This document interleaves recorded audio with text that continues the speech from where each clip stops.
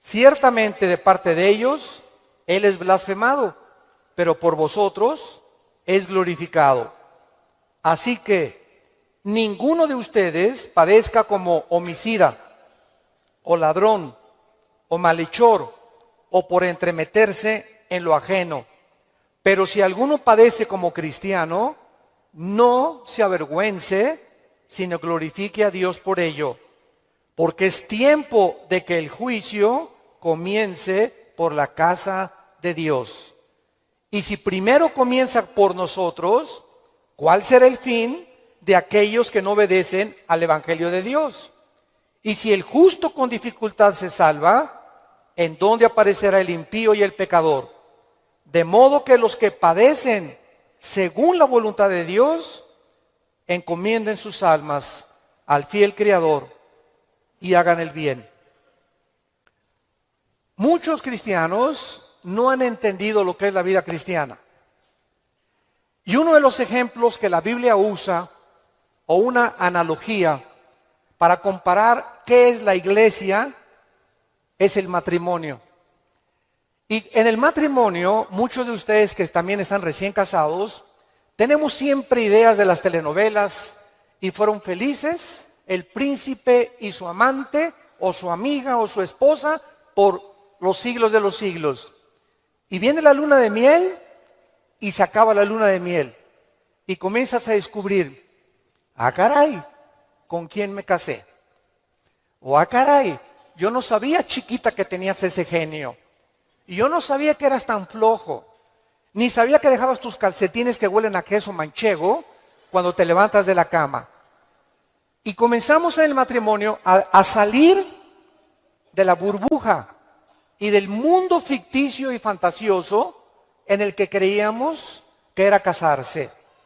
Y no sabemos que el matrimonio es algo por lo cual toda la vida se tiene que luchar. Nunca habrá un matrimonio perfecto, nunca habrá un hombre perfecto, nunca habrá una mujer perfecta. Por eso el matrimonio es para dos discípulos de Cristo. Un hombre y una mujer que siguen a Dios, es como un triángulo, y mientras más sigue el hombre a Dios, Dios está hasta arriba y la mujer también. Mientras más seguimos a Dios, más cerca estaremos el uno con el otro. Bueno, la iglesia es lo mismo. Hay cristianos que les han hablado, no, la iglesia cristiana es Disneylandia, Reino Aventura, todo peace and love. Nunca va a haber problemas, nunca va a haber fricciones. Y cuando entramos a alguna iglesia o en las iglesias a las que ustedes han asistido, van a encontrar, ¿verdad?, que la iglesia es una mezcla de cizaña con trigo. Que la iglesia es un cuerpo de creyentes mezclados con personas que han entrado del mundo y que entre nosotros necesitamos entender que va a haber fricciones, malos entendidos, contiendas, que doña Pachita ya le hicieron cara de hamburguesa y no quiere regresar. Que porque en esa iglesia, muchos me dicen, es que en esta iglesia o en aquella iglesia a donde yo iba, no había amor.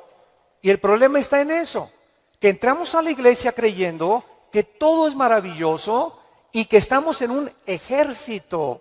Somos soldados en un campo de batalla, en un mundo ocupado por el enemigo, donde nosotros vamos de paso. Todo lo que construyamos, todo lo que invertamos en este mundo, se va a quedar. Y cuando este mundo sea destruido, lo único que va a sobrevivir son las almas. Son las almas. Y esta es la razón por la cual debemos vivir por las almas y poner como prioridad las almas que Jesucristo ganó en una cruz con su propia vida. Todos los cristianos vamos a experimentar pruebas. Vean ustedes aquí antes de Pedro se encuentra Santiago en el capítulo 1. Santiago era hermano de Jesucristo.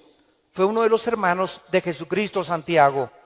Y él está escribiéndoles a los cristianos que comenzaron a ser perseguidos por el Imperio Romano. Y vean ustedes el consejo que Santiago comienza a delinear. Santiago 1, versículos 2 y 3. Hermanos míos, tengan por sumo gozo cuando se hallen en diversas pruebas, sabiendo que la prueba de vuestra fe produce paciencia. Sabemos entonces que todos nosotros vamos a ser examinados por Dios.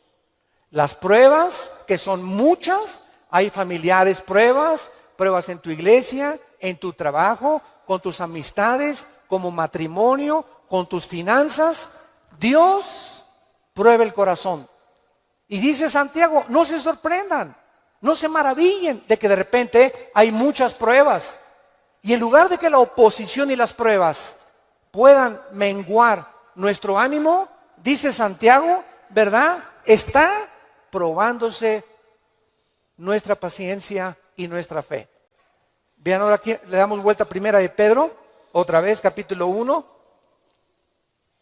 Y dice el versículo 6 y 7, en lo cual vosotros se alegran ahora, aunque un poco de tiempo, si es necesario, tengan que ser afligidos en diversas pruebas, para que sometida a prueba vuestra fe, mucho más preciosa que el oro, o sea, ¿por qué tiene que probar Dios nuestra fe? Porque es lo más valioso que Dios nos ha regalado. Lo más grande que tenemos es la fe. Y si queremos agradar a Dios, lo tenemos que agradar a través de la fe. Porque sin fe es imposible agradar a Dios.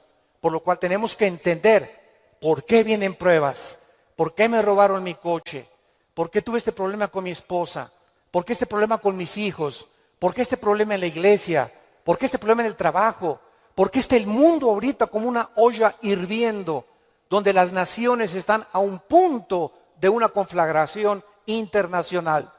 Aunque sabemos bíblicamente que si explota una guerra en Europa o en el Medio Oriente, no es todavía la tercera guerra mundial. En estos últimos meses, todas las invitaciones que he recibido han sido en radio, en televisión, con iglesias, con alianzas de pastores, para explicarles que esta guerra no es la tercera guerra mundial, que la Biblia nos habla claramente que falta mucho para la tercera guerra mundial y que este es lo que va a pavimentar el camino para el surgimiento del anticristo en el Medio Oriente. Entonces, estas pruebas, dice la Biblia, son importantes porque nuestra fe es la que tiene que ser probada. Ya sea en el trabajo, en la escuela, en el vecindario, etcétera, etcétera, estamos rodeados de personas que no les caes bien porque eres cristiano. Estás rodeado de amigos que cuando les comienzas a decir que eres cristiano, te van a comenzar a perseguir y a burlar. Porque el mundo está bajo el control del maligno y nosotros vamos de paso nada más. Somos un ejército que venimos a resistir al mal. No nos mandó Dios a terminar con el mal. Nos mandó a resistir hasta que Cristo venga. Se acabarán entonces las guerras y podremos recibir las coronas de gloria. Ahora, muy bien, en esta sección se nos advierte, en la de Primera de Pedro, acerca de otra prueba. Regresamos al capítulo 4, Primera de 4, versículo 12. Y esta prueba es especial, porque le llama el Espíritu Santo fuego de prueba. ¿Qué hace el fuego? ¿Qué hace el fuego? Purifica. El fuego purifica y saca el verdadero valor. Las pruebas que nos vienen a nosotros es precisamente cuando un maestro no te hace exámenes. ¿Cómo vas a ver el maestro si tú estás calificado para pasar a la preparatoria? Forzosamente tenemos que ser examinados, ¿verdad? Con pruebas. Ahora tú te puedes preguntar, ¿qué Dios no sabe si voy a pasar o no voy a pasar la prueba? ¿Para qué nos hace pruebas Dios? Los maestros, yo entiendo que es para saber el coeficiente intelectual o la intelectualidad o el conocimiento que tienen los alumnos. Pero Dios, ¿por qué nos prueba? ¿Cuál es la respuesta? Dios sabe lo que hay en tu corazón.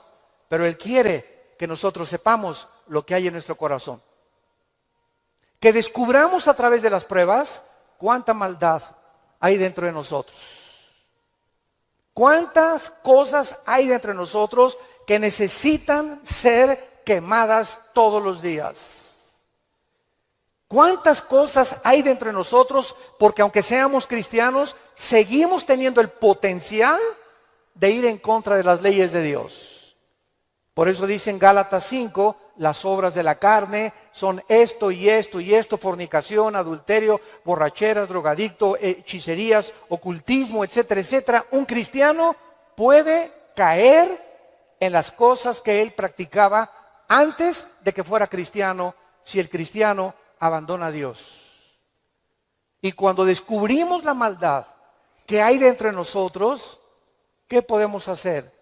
Gritar como Pablo en Romanos 7, miserable de mí, en mí no mora el bien que quiero hacer no lo hago, lo que no quiero hacer eso hago. Entonces encuentro que en mi mente me dice, no fumes, el cigarro te va a molar los dientes, la lengua, la faringe, el esófago, la tráquea, los pulmones, el corazón. ¿Y por qué sigo fumando? Veo otra ley. Mi mente me dice, estás mal, pero mi corazón me dice, hazlo. Y mi carne le gana a mi razonamiento. Entonces Pablo dice, miserable de mí, y dichosos los que han descubierto esto. Oh Dios mío, ¿por qué volví otra vez a prender el canal de la pornografía? Yo no quería ver esa pornografía. ¿Por qué caí ayer con mis amigos y me emborraché la semana pasada? Soy cristiano, ¿por qué lo hice? ¿Por qué le grité a mi esposa como le debía haber gritado? No debía haberle gritado. ¿Por qué lo hice? Y qué mal nos sentimos cuando comenzamos a descubrir esa maldad. Y qué buen síntoma es que digas, ¿por qué lo hice? Eso muestra que tenemos al Espíritu Santo, que nos está redarguyendo, que nos está diciendo, esto que hiciste está mal. Antes lo hacías y no te importaba y te dormías ni pedías perdón. Pero ahora cuando pecamos nos damos cuenta, nos entristecemos, nos llenamos de una ansiedad tremenda en el corazón porque no tenemos paz. Es la paz que nos quita Dios hasta que vengamos a la cruz y le pidamos perdón y la sangre de Cristo nos limpia de todo pecado. Pero esta es la razón por la cual las pruebas Dios nos las manda, para que vayamos evaluándonos honesta, íntegra y sinceramente en qué nivel nos encontramos de espiritualidad.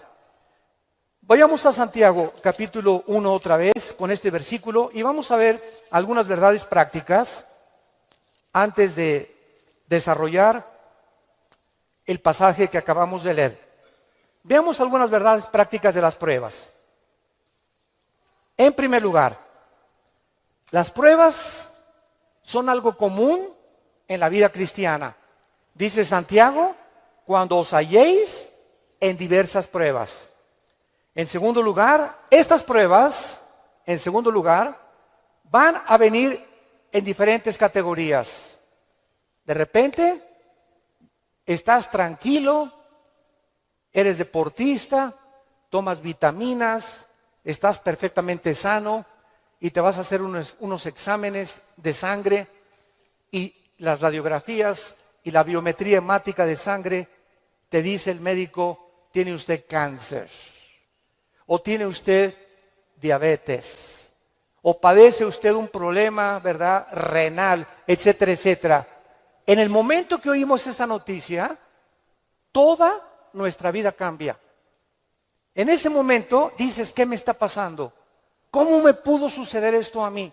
Fue una prueba de fuego. O de repente tu hijo cayó y chocó, o tu hija se mató, o tu esposo se murió, o se cayó tu casa, o se incendió tu coche. Nunca sabemos qué va a suceder el día de mañana.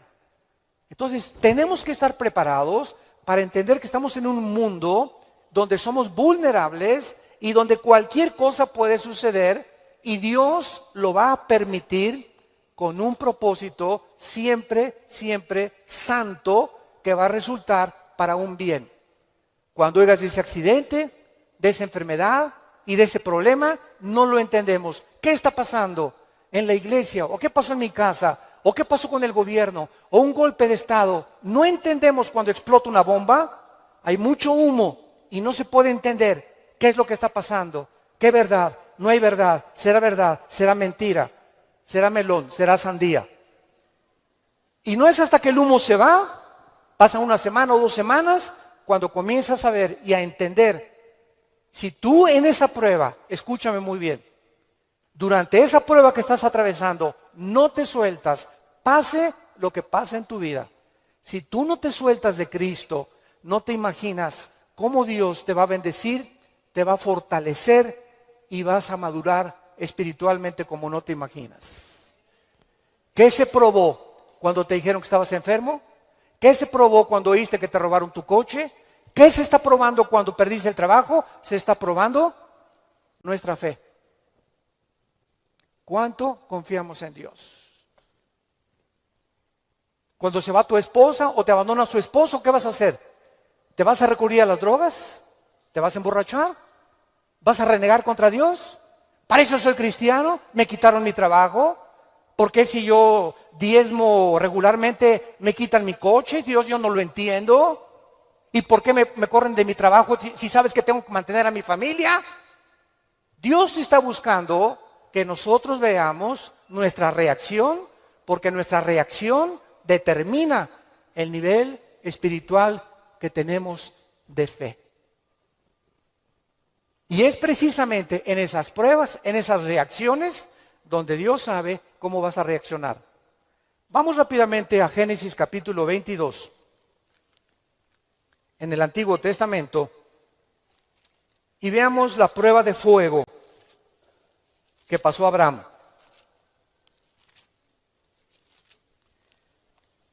Abraham ya era un hombre maduro, ya tenía el hijo de la promesa, Isaac. Y a Abraham se le llama en Romanos capítulo 4 el padre de la fe. Por algo será, ¿verdad? Por algo será, porque son las pruebas de fuego las que nos gradúan en el ejército de Dios. Las pruebas, no las muchas pruebas, nos van preparando, pero hay una prueba de fuego que es nuestra graduación. Cuando ya Dios se da cuenta que no importa lo que pase en tu vida, nunca te soltarás de Él. Nunca blasfemarás de su nombre, nunca te llenarás de rencor ni de amargura contra nadie. Hayan hecho lo que te hayan hecho o lo que nos hayan hecho, el veneno más grande que nos impide graduarnos es la amargura. Es el veneno más grande de la vida cristiana. Bueno, aquí se encuentra Abraham, capítulo 22 del Génesis, y dice: aconteció después de estas cosas, o sea, estas cosas son todas las pruebas que Abraham había atravesado, que probó Dios a Abraham.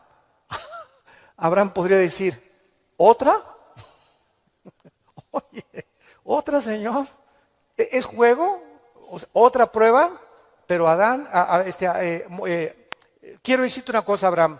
Esta prueba, ¿verdad? No te imaginas, va a ser la bendición más grande para tu vida y para 1000 generaciones después. A los que les interese la palabra prueba en el hebreo, es la palabra nasá, con H al final. Cuando dice probó, es la palabra nasá. Escuchen lo que significa probar en el hebreo. Manifestar el corazón por medio de la presión. No es hasta que la presión viene a nuestras vidas que se sabe lo que tenemos escondido en el corazón. ¿No es cierto? No es bajo la presión donde se prueba el carácter de los hombres. Bajo la presión. Dice la Biblia, esto es lo que Dios quería hacer. Poner presión en Abraham para darnos un ejemplo a nosotros de cómo reaccionar. ¿Y cuál fue la prueba de fuego que Dios le puso a Abraham? Dame a tu hijo Isaac. Versículo 2. Señor, no te oí bien. Creo que me está fallando el oído. ¿Qué dijiste? Que me des a tu hijo. Señor, ¿estás bien? ¿No necesitas un mejoral? ¿Me estás hablando? ¿Eres tú? ¿No será un demonio el que me estará hablando? Señor, tú me dijiste que este hijo era el hijo de la promesa, no era Ismael. Tú me prometiste que era Isaac y la semilla de Isaac, el esperma de Isaac, la descendencia de Isaac, donde el Mesías, el Salvador que has prometido, iba a venir. ¿Cómo me lo pides? ¿Y cuál es la respuesta de Isaías 55, 8 y 9?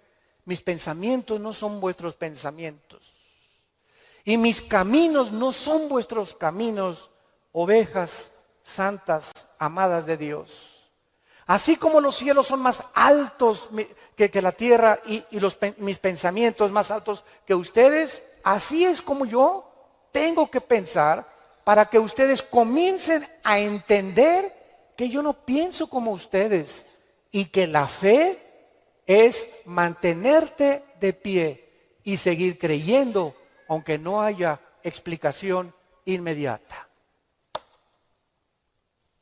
Señor, no entiendo qué pasó con mi casa, no entiendo por qué perdí el trabajo, no entiendo lo que está pasando, no entiendo esto, no entiendo aquello, pero como dijo Job, aunque tú me matares, seguiré confiando en ti. Y seguiré esperando y sabiendo que cuando se disipe el humo y entienda tus caminos, tienes algo mejor para mi vida. Esa es la fe. ¿Y qué hizo Abraham? No abrió la boca, no discutió. No vemos aquí que se puso al brinco con Dios. Abraham, Isaac, ven hijo mío. Muchachos, los siervos de Abraham, traigan la leña. Y entonces los dejó ahí en el monte a los siervos y agarró a Isaac y comenzaron a subir al monte Moriah. Escuchen, el monte Moriah fue donde Dios no perdonó a su hijo. Dios perdonó a Isaac, pero Dios no perdonó en el mismo monte a su hijo Jesucristo 4000 años después. Y cuando iban camino al monte, le dice Isaac a Abraham: Padre, ¿dónde está el sacrificio? Y Abraham no le dice nada. Dios proveerá. Y entonces se acuesta Isaac y lo amarra a Abraham, y cuando levanta la mano, dice el versículo 10 y el versículo 11, y extendió Abraham su mano y tomó el cuchillo para degollar a su hijo. Entonces el ángel de Jehová le dio voces desde el cielo y dijo: Abraham, Abraham. Y él respondió: heme aquí. Y dijo: no extiendas tu mano sobre el muchacho, ni le hagas nada, porque ya conozco que temes a Dios, por cuanto no me rehusaste darme a tu hijo.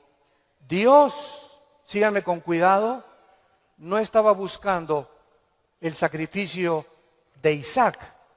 Dios estaba buscando el sacrificio de las emociones y los sentimientos de Abraham.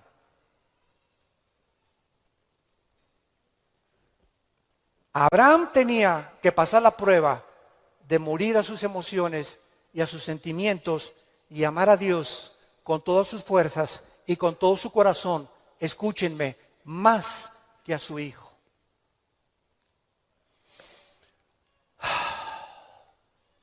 En el Nuevo Testamento se acercaron a Cristo, se los voy a explicar con más detalles, y le dijeron: ¿cuál es el más grande mandamiento?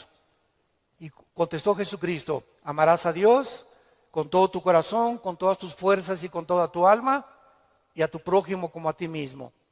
Muy bien, hace algunos años yo le pregunté, orando le pregunté a Dios, porque alguien, ¿verdad?, me metió una idea satánica, un ateo, en un hotel. Me acuerdo que se acercó y me dice: oiga, señor Alducin, el Dios que ustedes adoran es un misógeno, es un ególatra, es un Dios que solamente busca a Él, a Él, a Él.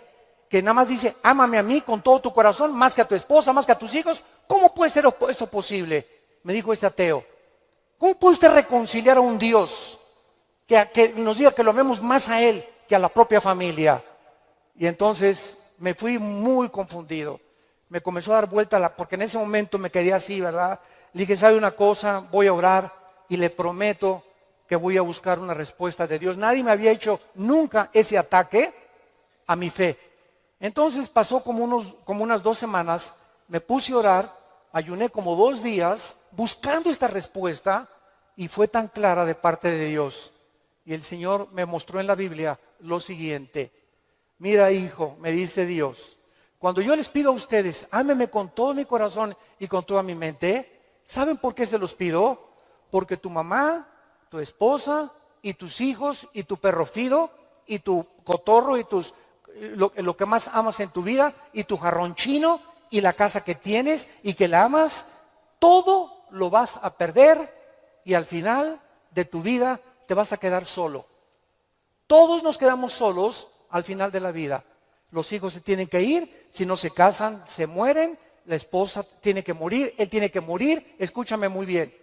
Y si tú tenías todos tus afectos en tu hijo que se fue, o en tu esposo que se fue, o en tu perro que te quitaron, cuando se vaya tu hijo, cuando te quiten a tu esposo, cuando te abandone tu mujer, te vas a hundir porque no tendrás las fuerzas de seguir viviendo.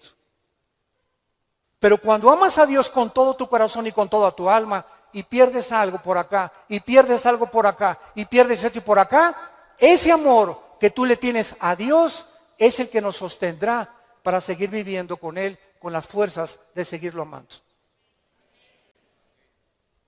Denle gloria a Dios, de verdad.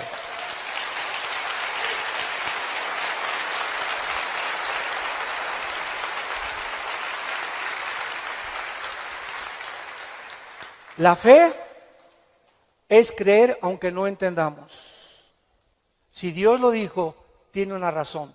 Detrás de cada mandamiento de Dios se encuentra la sabiduría de Dios. Cuando Dios le dice a los jóvenes, no forniquen ni tengan relaciones sexuales antes de casarse, gritan los jóvenes y protestan los jóvenes. ¿Nos quieres quitar la felicidad? ¿Qué tiene? ¿Así nos vamos a conocer mejor antes de casarnos? Pero detrás de esa prohibición que Dios tiene es el inmenso amor que Él nos dio desde la cruz. Por amor te lo digo, jovencita, te dice Dios, por amor que te tengo, joven que me escuchas. Tú no te imaginas las consecuencias de la fornicación. Vas a los 18, 19 años a ver crecer tu pancita, te vas a tener que salir de la escuela, él va a resultar con que no te quiere. Es increíble que por no haber puesto ustedes freno en sus relaciones meses antes, hayan ustedes acabado en un pecado que se llama la fornicación. Dios es sabio y nos dice a los casados, no cometerás adulterio. Dice Salomón en Proverbios 6, versículo 32, el que comete adulterio es falto de entendimiento, corrompe su alma el que tal hace. El que comete adulterio echa a perder su matrimonio, sus hijos, los celos, la infidelidad, que tarda años en poder levantarse. ¿Y todo por qué? Por tu ego, por tu orgullo, por tu vanidad de querer irte con una muchacha más joven o con otro hombre sin tomar en cuenta a tu propia familia. Es el ego siempre el enemigo de nuestro Dios. Dios sabe por qué nos da las provisiones que nos da, porque nos ama y quiere lo mejor para nuestra vida. Y finalmente aquí en estas verdades prácticas en Santiago encontramos también, ¿verdad?, que las pruebas prueban la fe que tenemos y la fe nos muestra cuánto confiamos en Dios. Dice en el Salmo capítulo 11, versículo 1 y 2. En Jehová he confiado. ¿Cómo decís a mi alma que escape al monte cual ave? Porque aquí los malos tienden el arco, disponen sus saetas sobre la cuerda para asaetear en oculto a los rectos de corazón. Si hubo un hombre perseguido calumniado, vituperado, despreciado entre los héroes de Dios, fue el rey David. A los 17, 18 años lo ungen, Samuel, tú vas a ser rey de Israel. Ah, dice David, qué suave. Bueno, pasaron casi 12 años, vean esto, desde que lo ungen con sus hermanos, pasaron 12 años, hasta los 30 años de edad, 12 años de pruebas. El hombre que Dios había escogido para sentarlo en el trono de Israel, tenía que ser probado. Y tenía que ser probado en la amargura, en el rencor, en la confianza en Dios, en saber que no importa, aunque me rodee un ejército y aunque miles de amenazas, Dios es mi salvación, mi fortaleza y mi luz. ¿De quién temeré? Dice el Salmo 27. ¿De quién temeré? Es el temor dentro de nosotros lo que nos impide confiar en Dios. Ay, tengo temor que si me entrego a Dios me va a pasar esto. O tengo temor que si hago estas cosas me va a pasar aquello. Ese temor lo tienes que vencer. Porque Dios no nos ha dado espíritu de temor, sino de valor, de poder y de amor propio. Entonces tenemos que entender que las pruebas forman parte de la vida cristiana. Regresamos a nuestro pasaje de 1 de Pedro y examinémoslo rápidamente. Dice nuestro pasaje: no se sorprendan, amados, del fuego de prueba que os ha sobrevenido, como si alguna cosa extraña aconteciera. Número 1, se nos advierte cómo no debemos de reaccionar. Con sorpresa. No debemos reaccionar con sorpresa. No puedo creer lo que me está pasando. Más te vale que lo creas. No puedo creer que mi noviecita me dijo que yo me parecía a John Travolta, hermano, y me dejó por otro y se fue. No lo puedo creer. No puedo creer que mi esposo me haya abandonado. No puedo creer que este negocio haya caído. No puedo creer, yo fui fiel en mi trabajo y me corrieron, hermano, del trabajo. No lo puedo creer. Más te vale que lo sigamos creyendo. No nos sorprendamos, es una prueba. Cualquier cosa que afecte tu vida, tu estabilidad emocional o física, son pruebas. Entendámoslo. Dios es un Dios que nos tiene que probar. Y estas pruebas son para nuestro bien.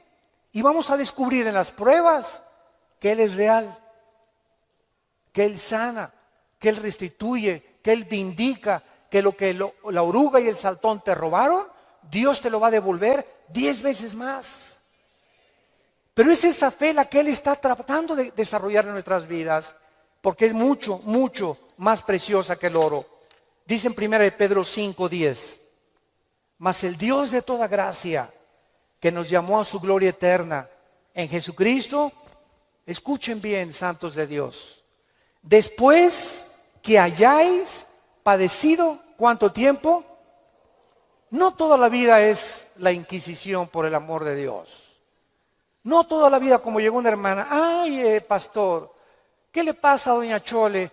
Pues sigo con pruebas. Hermana, tengo 5 años que la conozco y usted ya le ganó a Job. No me diga que en 5 años Dios no la ha dejado descansar. Ese no es el Dios que servimos. Dice claramente que las pruebas son temporales, de vez en cuando Él cree conveniente que la necesitamos atravesar. Después que hayáis padecido un poco de tiempo, vean ustedes el propósito. Él mismo os perfeccione, afirme, fortalezca y establezca después de las pruebas.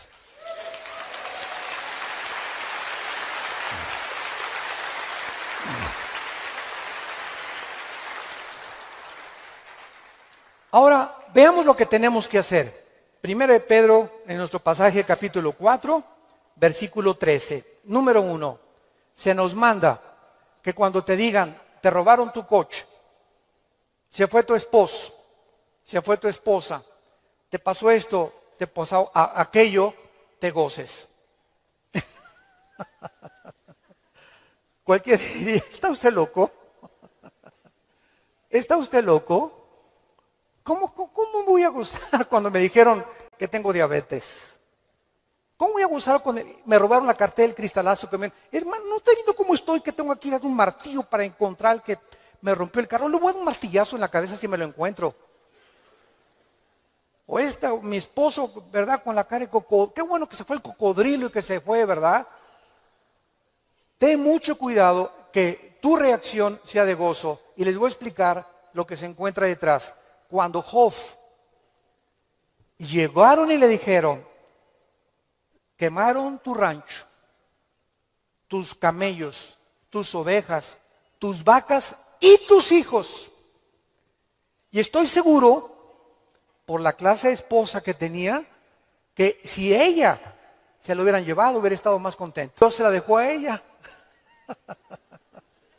Yo entiendo cada vez más a mi Señor. No por ti, mi amor, ¿eh? Mi esposa no va a creer. Y entonces la esposa llega, ¿verdad? Y le dice a Job, maldícelo, maldice a Dios. Y contesta Job y le dice a la esposa, vean la calidad moral y espiritual y de fe que tenía este hombre en Dios. ¿Qué acaso recibiremos de Dios solo lo bueno y no lo malo? Bendito sea el nombre de Dios, porque Él da y Él quita en su soberanía. Qué tremendo, ¿verdad?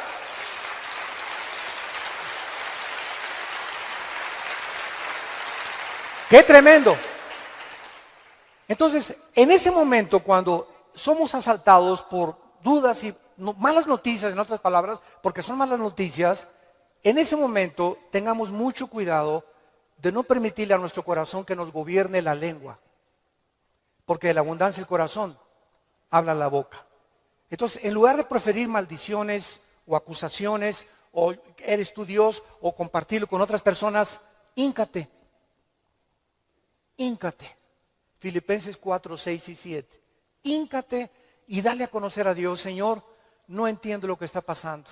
No entiendo por qué me pasó esto. ¿Por qué esta enfermedad? Oh Dios, no entiendo, pero quiero seguir confiando en ti. Solo te pido que mientras esto pasa y no lo entiendas, me fortalezcas y me muestres la razón para que yo pueda seguir bendiciéndote y adorándote. Es el tiempo más difícil de nuestra vida cuando no entendemos lo que está pasando. Vamos rápido a 2 Corintios capítulo 12. 2 Corintios capítulo 12 y veamos lo que le pasó al apóstol Pablo y la forma como él reaccionó. 2 Corintios 12.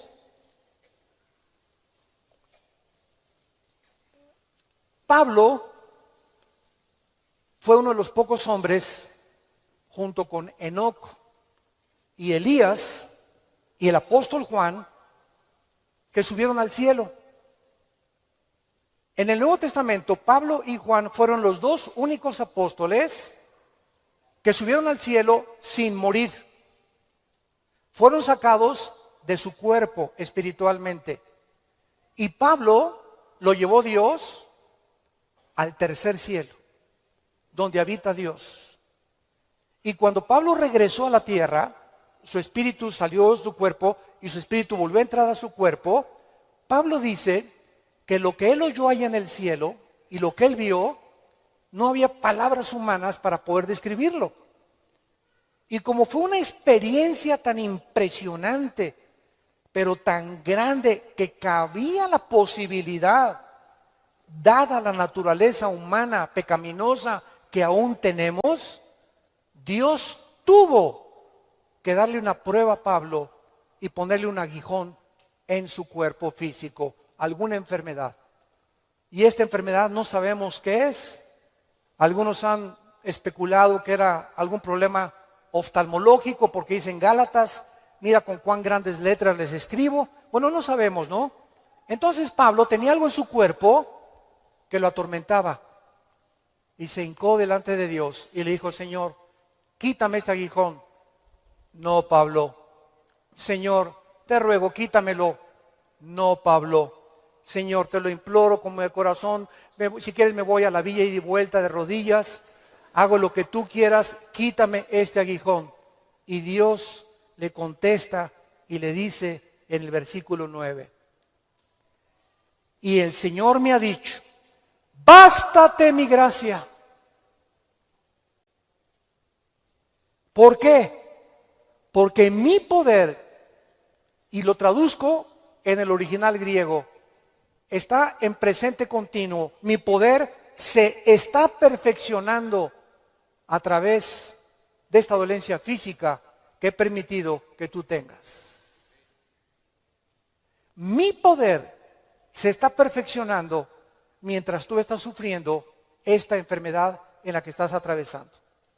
Y entonces Pablo, cuando entiende detrás de lo que no entendía, por qué Dios permite eso en su vida, contesta Pablo y dice, por tanto, de buena gana me gloriaré más en mis debilidades para que repose sobre mí el poder de Cristo.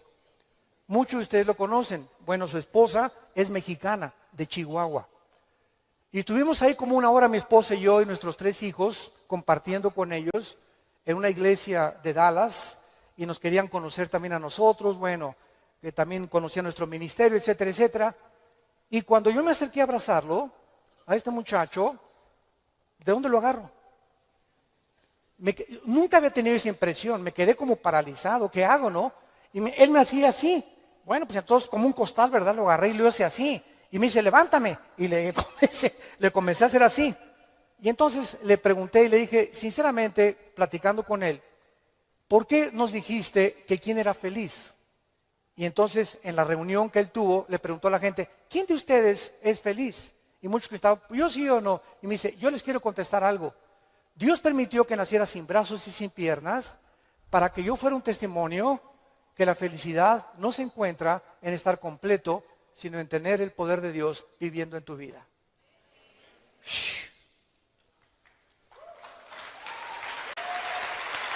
¡Qué tremendo!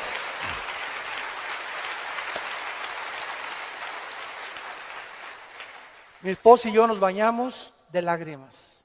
Tenemos piernas, tenemos brazos, tenemos casa, complex, un carro, lo que sea, nuestros hijos, y estamos descontentos. Teniendo contentamiento, teniendo sustento y abrigo, estamos contentos porque estamos vivos. Nosotros estamos completos y él era más feliz que la mitad de los que fueron a escucharlo.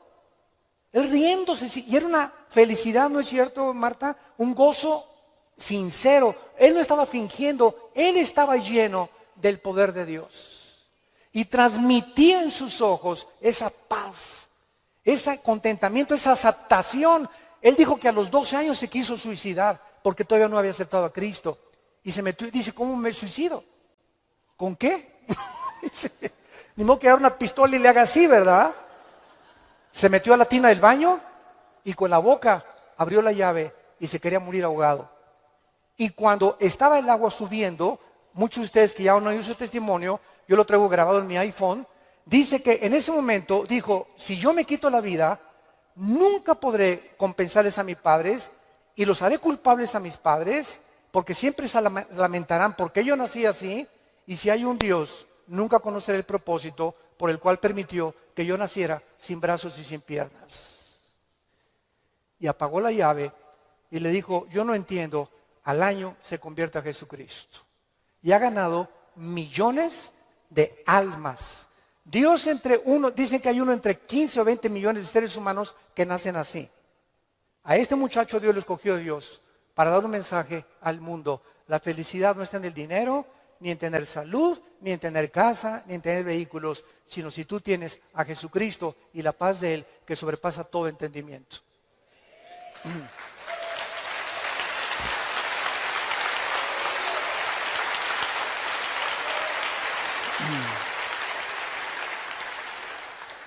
Y finalmente regresamos a nuestro pasaje de 1 de Pedro capítulo 4, dice así, gócense, versículo 13, por cuanto son participantes de los padecimientos de Cristo, para que también en la revelación de su gloria se gocen con grande alegría.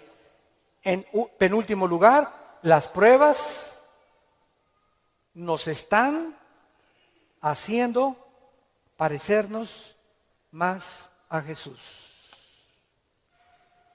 Porque es precisamente en las decepciones, en las desilusiones, en las traiciones, en la persecución, en el abandono de tu esposa, en la muerte, etcétera, etcétera, en todas estas cosas que forman parte de la vida, donde comenzamos a entender que no nos sorprendamos, estamos en un mundo muy feo, donde el pecado abunda. Este grupo de ISIS en el Medio Oriente ya no son seres humanos, son zombies, son monstruos, seres humanos deshumanizados completamente, sin ningún sentimiento, sin ninguna emoción, sin ningún corazón, ninguna conciencia.